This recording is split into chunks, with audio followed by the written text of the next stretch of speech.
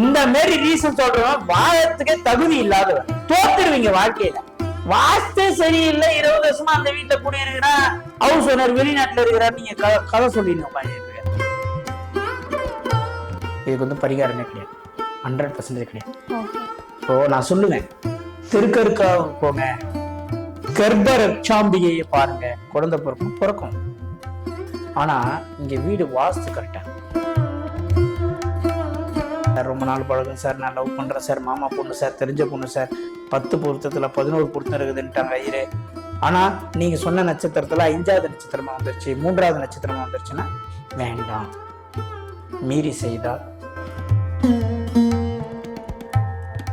சனி தசை ஒருத்தருக்கு நடக்குதுன்னா அவங்களுடைய லைஃப் பார்ட்னருக்கு கும்பத்துல சதயத்துல தசா நடக்க கூடாது, ராகு தசை நடக்கூடாது.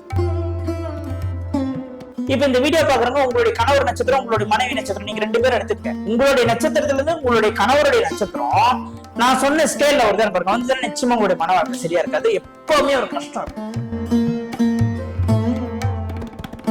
சேர்க்கக்கூடாத நட்சத்திரங்கள் 3, 5, 7, 8, 12, 18, 22, 24 ஆகிய நட்சத்திரங்களை தன் பெண்ணுக்கோ தன் பையனுக்கோ வரன் பார்க்கும் பொழுது வந்தால் நீக்கிவிட வேண்டும். ஒருத்தருக்கு குழந்தை இல்லை, என் நண்பருக்கு அவர் வீடு வந்து மாற போறாரு. இப்ப நீங்க ஆல்டர்னேட்டிவ் இருக்குன்னு யாருன்னா இந்த யூடியூப்ல எனக்கு சேலஞ்ச் பண்ணிட்டோம், எந்த பரிகாரம் நான் செலவு பண்றேன் அவருக்கு குழந்தை போறது பார்க்கலாம், பார்த்தலாம் கிடையாது.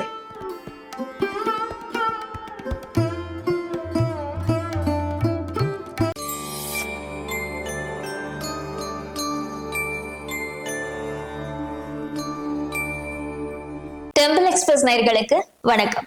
எல்லாரோட லைஃப்லயும் திருமணம் அப்படிங்கிறது ரொம்ப முக்கியமான ஒரு விஷயம். நம்மளோட பெட்டர் ஹாஃப் சூஸ் பண்றது ரொம்ப சென்சிபிளான ஒரு விஷயம்.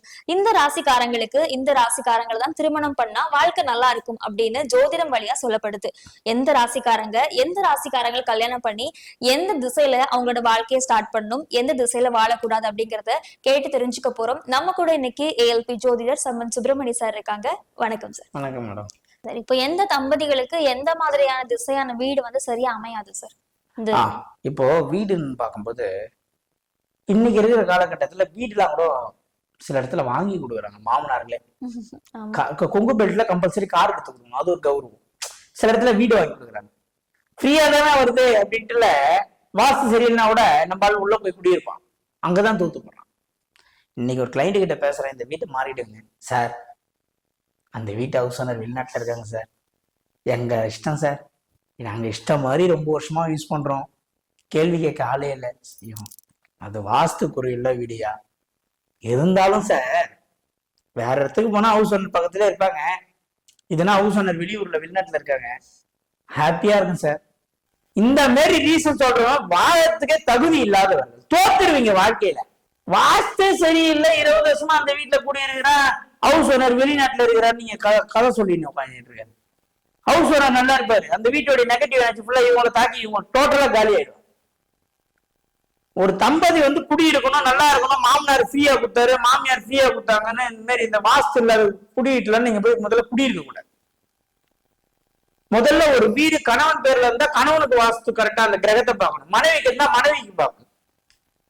ஒரு வீட்டில் தலைவாசல் என்பது தலைமகனை குறிக்கும், கிச்சனுடைய அமைப்பு பெண்ணை குறிக்கும். கிச்சனை பார்த்தா ஒரு வீட்டுடைய பெண்ணுடைய கேரக்டர் ஈஸியா ஒரு செகண்ட்ல சொல்லிடலாம். கிச்சனை பார்த்த உடனே ஒரு வீட்டுடைய தலைவாசல சொன்னோடனே வீட்டுடைய ஆண்மகனை பத்தி ஈஸியா ஒரு செகண்ட்ல சொல்லிடலாம் அந்த அவருடைய கேரக்டர் என்னன்னு. அப்ப இங்க என்னன்னா, ஒரு கல்யாணம் ஆகி ஒரு தம்பதியை குடியிருக்காங்கன்னா வடகிழக்கு படிக்கட்டோ, வடகிழக்கு கட்டோ, வடகிழக்கு குறைந்தோ, வடகிழக்கு ஈசானியத்தில் வைட்டோ இருக்கிற இடத்துல ஒரு தம்பதி குடியிருக்க கூடாது. குழந்தை கல்யாணம் பண்றது எதுக்காக? வம்ச விருத்திக்காக தான். உண்மைதானே? இன்னைக்கு எவ்வளவு பேரு கருத்தரிப்பு மையத்துக்கு போய் நிக்கிறாங்க தெரியுங்களா? அது காரணம் என்ன தெரியுங்களா? குருட்டுத்தனமாக ஒரு வீட்டில் போய் குடியேறுவது. கிழக்குல ஜன்னலே இல்ல, ஃபுல்லா க்ளோஸ் ஆகிடுது. கல்யாணம் பண்ண போய் அங்க குடியிருந்தா குழந்தை பிறக்காது. 10 வருஷம் அங்க குடியிருந்தாருன்னு குழந்தை பிறக்காது. இப்ப நீங்க சொல்றது இப்ப கிராமப்புறங்கள்ல பாசிபிள், பட் இப்ப நகர்ப்புறத்துல நிறைய பேர் வாஸ்து முறைப்படி கட்டுறது இல்லைன்னு வச்சுக்கோங்க சார். அவங்க வேற வழி இல்லாம அந்த இடத்துல அட்ஜஸ்ட் பண்ணி இருந்தாகணும். அப்ப அவங்க என்ன சார் பரிகார முறை பண்றது? எப்படி ஆல்டர்னேட்டிவ் ஏதாச்சும் இருக்கா சார்? 100% ஆல்டர்னேட்டிவ் கிடையாது. இருந்தா நிச்சயமா சொல்லுவோம். வாஸ்துக்கு பொறுத்த வரைக்கும் ஆல்டர்னேட்டிவ் கிடையாது. யாருன்னா இருக்கு, நான் சொல்றேன், ஒருத்தருக்கு குழந்தை இல்லை, என் நண்பருக்கு அவர் வீடு வந்து மாற போறாரு. இப்ப நீங்க ஆல்டர்னேட் இருக்குன்னு யாருன்னா இந்த யூடியூப்ல எனக்கு சேலஞ்ச் பண்ணிட்டோம், எந்த பரிகாரம் நான் செலவு பண்றேன், அவருக்கு குழந்தை பிறக்க வைக்கட்டும், பார்க்கலாம், பார்த்தலாம். கிடையாது. ஒரு ஈசானிய கட்டு, ஈசானிய வைட்டு, ஈசானிய படிக்கட்டு, ஈசானியம் குறைந்த பகுதியில் ஒருத்தர் தம்பதி போய் குடியிருந்தா குழந்தை பிறக்காது. ஈசானிய க்ளோஸ், ஈசானியம் ஃபுல்லா, கிழக்கு ஃபுல்லா க்ளோஸ் ஆயிருக்கு, பக்கத்து வீட்டு சைடுல கிழக்கு சைடு க்ளோஸ் ஆகி மூடி இருக்குன்னா குழந்தை பிறக்காது. சில பேர் சொல்லுவாங்க, சார் என் வீடு க்ளோஸ் தான் சார், எங்களுக்கு 2 குழந்தை இருக்கு. அப்ப உங்க வீட்டுக்காரர் பெரிய லெவல்ல ஜெயிக்க மாட்டாரு, இல்ல அரசியல் இருப்பாரு, இல்ல கோவில்ல வேலை செய்வாரு. இதுல பல கணக்கு இருக்கு. நீங்க கேட்ட கேள்வி, நான் ஒரு தம்பதி எங்க இருக்கணும்னு கேட்டீங்க. வடக்கும் கிழக்கும் பெரிய பெரிய ஜன்னல்கள், நல்ல காற்றோட்ட பகுதியில் இருக்கக்கூடியவங்க தான் ஒரு தம்பதி போய் வசிக்கணும். இதுதான் முக்கியமான விஷயம். அப்படி இருக்க வீட்டுல தான் குடியேறணும். நீங்க என்ன சொல்றீங்க சார்? ரீசன் இல்லை, வாய்ப்பே இல்லை சார், சென்னையில பிளாட் தானே. இதுக்கு ரீசனே நம்ம சொல்லக்கூடாது. சரி, இப்ப நீங்க ஒரு முறை சொன்னீங்க, இப்போ தெற்கும் வடக்குலயும் ஓப்பன் ஸ்பேஸ் இருந்தா அது இருக்கலாமா சார்? கிழக்கு வடக்குலயும் ஓப்பன் இருக்கணும், பேஸ் இருக்கணும், நல்ல இடம் வசதி, காற்று வசதி இருக்கணும். நீங்க தெற்குல வந்து ஃபுல்லா க்ளோஸ் பண்ணிக்கங்க, மேற்குல ஃபுல்லா க்ளோஸ் பண்ணிக்கங்க. ஒரு தம்பதி புதுசா கல்யாணம் ஆனவங்க கிழக்கும் வடக்கும் நல்ல ஃபேசியஸா இருக்க வீட்டுல தான் குடியிருக்கணும். அங்க போய் லிஃப்டோ படிக்கட்டோ ஒரு ஃபிளாட்ல வந்துருச்சுன்னா அவங்க வாழ்க்கையை சிதைச்சிடும். இதுக்கு வந்து பரிகாரம்லாம் கிடையாது. கண்கட்ட பிறகு சூரிய நமஸ்காரம் நிறைய பேர் லைஃப்ல, இந்த வடகிழக்கு படிக்கட்டுலாம் கண்கட்ட பிறகு சூரிய நமஸ்காரம் தான். அதனால தயவு செய்து அந்த ஒரு விஷயத்தை புரிந்து கொள்ள வேண்டும். இதுக்கு வந்து பரிகாரமே கிடையாது, 100% கிடையாது.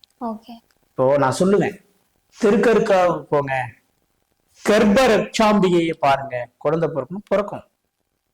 ஆனா இங்க வீடு வாஸ்து கரெக்டா இருக்கும், 100% கரெக்டா இருக்கும், இருந்தாதான் சப்போர்ட் ஆகும்.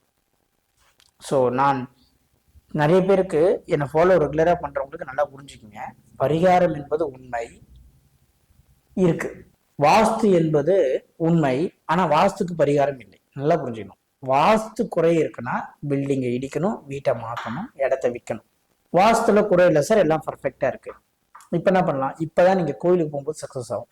சரி, வாஸ்து குறையா இருக்கு, மாற முடியாத சுச்சுவேஷன். இப்ப நாங்க என்ன பண்றதுன்னா, அப்பதான் நாங்க இப்ப சைட்டுக்கு நேரடியா வந்து வாஸ்து விசிட் பண்ணி டைரக்டா உங்களை அந்த இடத்துல இருந்து காப்பாத்துறதுக்கு தான் ஒரு கோயிலுக்கு போக சொல்றோம். நல்லா புரிஞ்சுக்கணும், பரிகாரம் மட்டுமே வாழ்க்கையை மாத்தி விடாது, வாஸ்து மேஜரா வேலை செய்யும். சார், 12 பெண் ராசி இருக்கு, 12 ஆண் ராசிகள் இருக்கு. எந்த ராசிக்காரங்களுக்கு உகந்த ஜோடி அப்படிங்கிறது காமனா தெரிஞ்ச ஒரு நிறைய பேருக்கு தெரிஞ்ச விஷயம் தான். ஆனா இவங்க எல்லாம் எந்த திசையில வாழணும், எந்த திசையில வாழக்கூடாது அப்படிங்கிறது எனக்கு சொல்லுங்க சார். வந்து மொத்தம் 12 ராசி. அந்த 12ல 6 ராசி ஆண் ராசி, 6 ராசி பெண் ராசி. இந்த 12 ராசியில நிலம், நீர், காற்று, நெருப்பு என்ன சொல்லக்கூடிய பஞ்சபூதத்தின சிலது பிரிக்கிறோம்.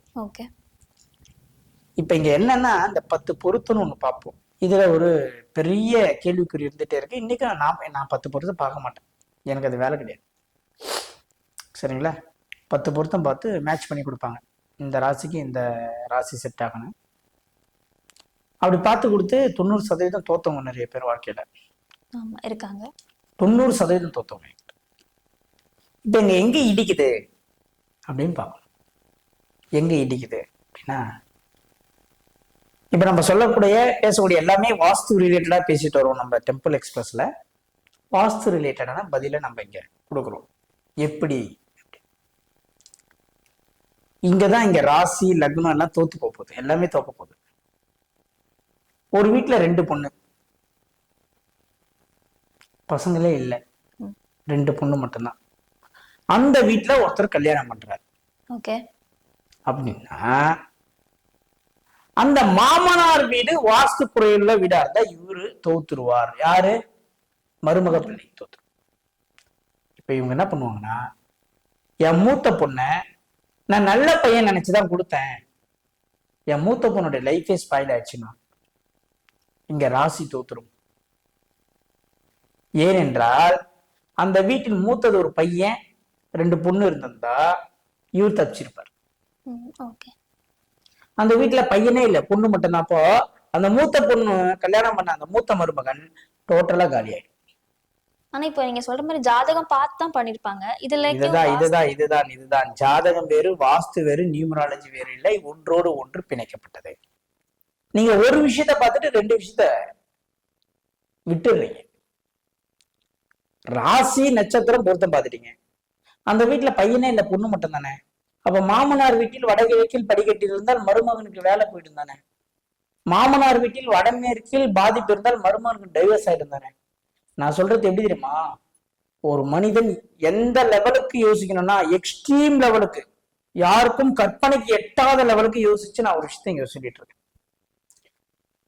இல்ல, மூத்தது பையன், ரெண்டாவது ஒரு பொண்ணு, இந்த வீட்டுல ஒருத்தர் பொண்ணு எடுக்கிறார்.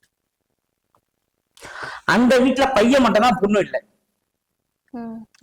அந்த மாமனாருடைய வீட்டு வாஸ்து இந்த பெண்ணை பாதிக்கும். இது கொஞ்சம் குழப்பமாவும் இருக்கும், கொஞ்சம் பொறுமையா யோசிச்சீங்கன்னா விஷயம் புரிஞ்சிடும். சரி, ரொம்ப சிம்பிளா சொல்றேன். ஒரு சொத்து யாருக்கு எல்லாம் பங்கு இருக்கிறதோ அந்த பங்குதாரர்களை எல்லாம் பாதிக்க வைக்கும். அந்த சொத்துல பிரச்சனை இருந்ததுன்னா அந்த சொத்து, இப்ப மூத்த பொண்ணு மூத்த மருமகன்னா அவர் தான் அந்த மாமனார் வீட்டுக்கு ஹெட் ஆஃப் தி டிபார்ட்மெண்ட் மாதிரி, அவருக்கு மேஜரா பாதிக்கும். இப்ப ராசி நட்சத்திரத்துக்கு உள்ளவர், வாஸ்துல இருந்து ராசி நட்சத்திரம் உள்ளவர். ஒரு மேஷ ராசி, ஒரு விருச்சிக ராசி. கல்யாணம் பண்ணலாமான்னு கேட்டீங்கன்னா வேண்டாம்னு சொல்லுவாங்க. ஏன்னா மேஷத்துக்கும் விருச்சிகத்துக்கும் 6-8 ராசி இருக்கு. நான் சொல்றேன் பண்ணலாம்னு சொல்லுவேன். ஏனென்றால் ஒரு மேஷ ராசியில் என்ன நட்சத்திரம்னு முதல்ல நீங்க பார்க்கணும். அஸ்வினியா, பரணியா, கிருத்திகையா. விருச்சிக ராசியில கேட்டையா, அனுஷமா, விசாக நட்சத்திரம் 4ஆன்னு பார்க்கணும். சரிங்களா? முதல்ல நட்சத்திரத்தை பார்க்கணும், ராசியை மட்டுமே பார்க்காதீங்க தயவு செய்து. ரெண்டாவது, ஒரு பெண்ணுடைய நட்சத்திரத்துல இருந்து இல்ல ஒரு ஆணுடைய நட்சத்திரத்துல இருந்து 3, 5, 7, 8, 12, 18, 24, 22 ஆகிய நட்சத்திரங்கள் விலக்கப்பட வேண்டும். உதாரணத்துக்கு இல்லைங்க, நீங்க தெரிஞ்ச நட்சத்திரம் எதனா ஒண்ணு சொல்லுங்களேன். உங்களுக்கு தெரிஞ்ச நட்சத்திரம் எதனா ஒண்ணு சொல்லுங்க. விஷாக நட்சத்திரம். விஷாக நட்சத்திரத்துல ஒரு பொண்ணு இருக்காங்க, இவங்களுக்கு மன வாழ்க்கையை தேடுறாங்கன்னு வைங்களேன். இந்த விஷாக நட்சத்திரத்துல இருந்து 3வது நட்சத்திரம் என்ன அப்படின்னு கேட்டீங்கன்னா, விஷாகம் 1, அனுஷம் 2, கேட்டை. கேட்டை நட்சத்திரத்தை சேர்க்கக்கூடாது. இப்படிதான் பார்க்கணும்.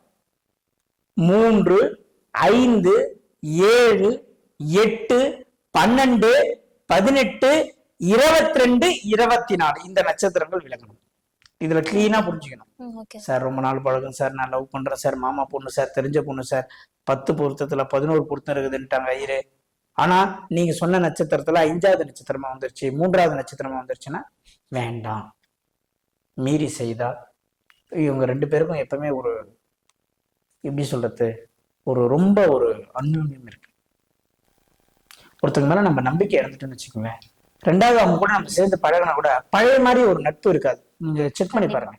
2 பேரும் நல்லா பழகுறாங்க, சின்ன ஒரு மனஸ்தாபம் வந்துருச்சு, மறுபடியும் சேர்ந்துட்டாங்க, காம்ப்ரமைஸ் ஆயிட்டாங்க, ஆனா பழைய மாதிரி ஒரு ஈர்ப்பு இருக்காது.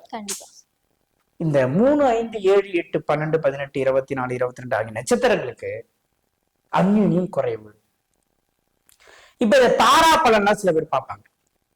சாதக தாரை, வதை தாரை,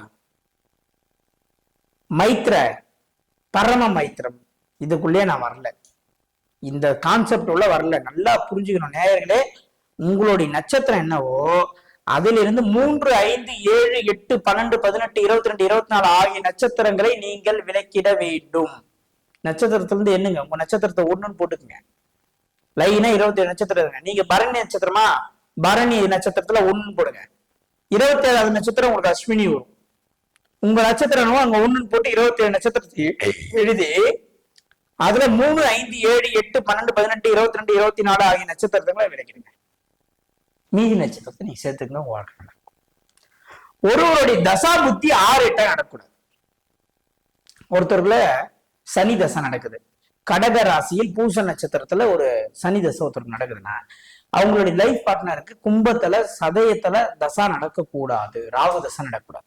ஆனால் ஒருத்தர் மிதுன ராசி பிறந்தது திருவாதிரை நட்சத்திரம், இன்னொருத்தர் பிறந்தது மகர ராசி உத்திராட நட்சத்திரம், சேர்க்கலாமா அப்படின்னு கேட்டா சேர்க்கலாம் நான் சொல்லுவேன்.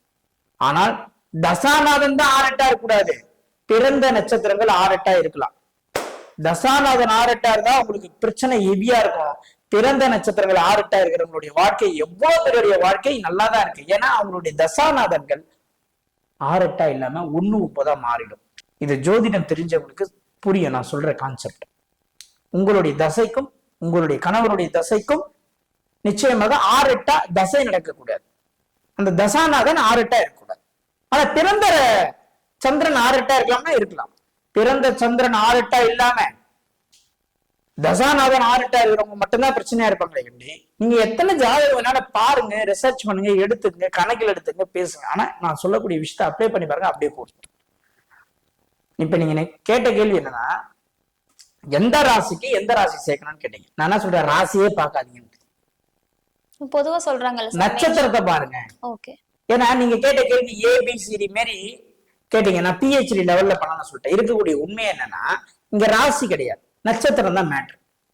நான் என்ன சொல்றேன், உங்களுடைய நட்சத்திரத்தை நீங்க பிறந்திருப்பீங்க ஒரு நட்சத்திரம். அந்த நட்சத்திரத்துல இருந்து 3, 5, 7, 8, 12, 18, 22, 24 ஆகிய நட்சத்திரங்களை விலக்கி விட்டு நீங்க கல்யாணம் பண்ணிக்க உங்க வாழ்க்கை நல்லா. இப்ப இந்த வீடியோ பாக்குறவங்க உங்களுடைய கணவர் நட்சத்திரம், உங்களுடைய மனைவி நட்சத்திரம், நீங்க 2 பேரும் எடுத்துங்க. உங்களுடைய நட்சத்திரத்துல இருந்து உங்களுடைய கணவருடைய நட்சத்திரம் நான் சொன்ன ஸ்கேல்ல ஒரு தான் பாருங்க, வந்து நிச்சயமா உங்களுடைய மன வாழ்க்கை சரியா இருக்காது. எப்பவுமே ஒரு கஷ்டம் இருக்கு, மன ரீதியா ஒத்து போகாது, மனசு லைக் ஆகாது. அப்ப நீங்க என்ன பண்ணணும், சைட்ல ஒரு நோட் எடுத்து பேனா எடுத்து எழுதிக்கங்க. சேர்க்கக்கூடாத நட்சத்திரங்கள் 3, 5, 7, 8, 12, 18, 22, 24 ஆகிய நட்சத்திரங்களை தன் பெண்ணுக்கோ தன் பையனுக்கோ வரன் பார்க்கும் பொழுது வந்தால் நீக்கிவிட வேண்டும். அதன் பிறகு நீங்க சேர்த்துக்கங்க, அட்டகாசமா இருக்கும் லைஃப். இதான் உண்மை. ஓகே சார், வாஸ்து முறைகள் படி நிறைய விஷயங்கள் உங்ககிட்ட கேட்டு தெரிஞ்சுக்கிட்டோம் சார். ரொம்ப நன்றி. நன்றி. இது மாதிரியான பல ஆன்மீக தகவல்களுக்கு தொடர்ந்து இணைந்திருங்கள் டெம்பிள் எக்ஸ்பிரஸுடன். நன்றி.